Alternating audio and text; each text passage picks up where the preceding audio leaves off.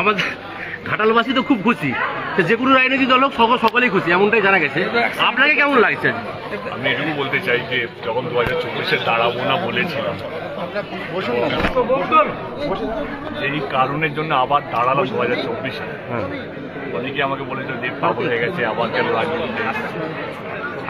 কিন্তু আজকে মানুষ বুঝতে পারছে কেন আমি আবার 2024-এ দাঁড়ালাম। একটাই শর্ত ছিল যে ঘাটাল মাস্টার প্ল্যানটাকে বাস্তবিক করতে হবে। দিদি আমাকে কথা দিয়েছিলেন যে ঘাটাল মাস্টার প্ল্যানটা করবেন, এবং দিদি শুধু আমাকে নয়, ঘাটালে এসে আরামবাগ থেকে ঘোষণা করেছিলেন যে ঘাটাল মাস্টার প্ল্যান হবে এবং রাজ্য সরকার করবে। এবং যে তার 2024-এ নির্বাচনের রেজাল্টের 1 বছর এখনো শেষ হয়নি, তার আগে ঘাটাল মাস্টার প্ল্যানের 1/3 স্যাংশন হয়ে গেছে এবং টেন্ডার ফ্লোট হয়ে গেছে। এবং স্বাধীনতার পর যেটা ঘাটালবাসীদের বা ঘাটাল লোকসভা কেন্দ্রের মানুষের যে সবচেয়ে বড় দাবি ছিল যে এই বন্যাকে কিভাবে নিয়ন্ত্রণ করা যায়, অনেক সরকার এসছে, অনেক সরকার নিজের মতো করে চেষ্টা করেছে, অনেক এমপিরা এসছে নিজের মতো করে চেষ্টা করেছে, আমিও আমার মতো করে চেষ্টা করেছি। আমি এটুকু বলবো, এটা আমার বা আমার দল বা আমাদের সরকারের জয় নয়, এটা ঘাটাল মানুষের যারা দীর্ঘদিন এই বন্যার সাথে লড়াই করেছে, স্বপ্ন দেখেছিল কি কোনো না কোনো দিন এই ঘাটাল মাস্টার প্ল্যানটা বাস্তবিক হবে। আজকে আমার মনে হয় ওনাদের জয়, ওনাদের প্রার্থনা, ওনাদের দোয়া কোথাও যেন কাজে লেগেছে। আমি সাংসদ হিসেবে খুব খুশি কে আমি জানতাম কি আমি কেন 2024-এ আবার দাঁড়ালাম। আমার একটাই আবেগ ছিল ঘাটাল মাস্টার প্ল্যান। আমি কোটি ধন্যবাদ দিতে চাই মাননীয় মুখ্যমন্ত্রীকে, কারণ তিনি যেইভাবে উদ্যোগ নিয়েছিলেন এবং আপনারা সবাই জানেন এটা 1500 থেকে 2000 কোটি টাকার প্রজেক্ট।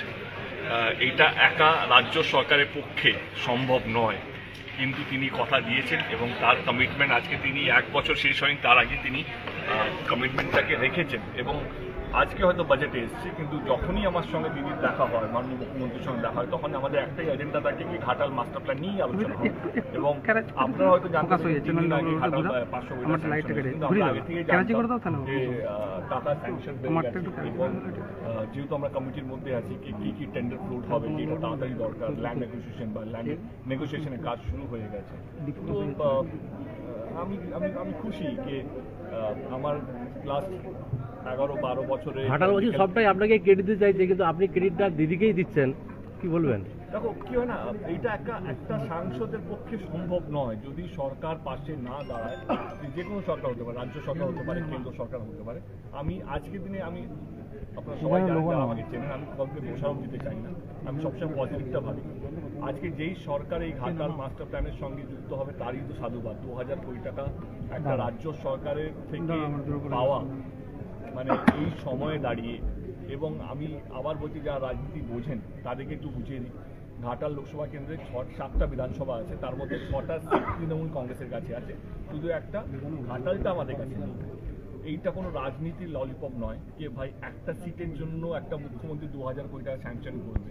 এইটা ঘাটাল লোকসভা কেন্দ্রের মানুষের কষ্টের জন্য আমাদের মুখ্যমন্ত্রী, আমাদের নেত্রী, তিনি এই 2000 কোটি টাকা স্যাংশন করেছেন বা স্যাংশন করবেন আগামী কয়েক বছরে। এবং ওনার স্বপ্নকে এটা দু বছরের মধ্যে কমপ্লিট করা। এবং আমি শুধু একটু অনুরোধ করবো, কারণ এইটা শেষ নয়, এটা শুরু হলো, লড়াইটা শুরু হলো। এইখানে সবাইকে ইউনাইট হতে হবে, কারণ অনেকগুলো জমি আছে যেখানে হয়তো তারা তৃণমূল কংগ্রেসের ওনার নয়, মানে তারা তৃণমূল কংগ্রেস হয়তো করে না, তারা তো বিভিন্ন দলের মানুষ হতে পারে।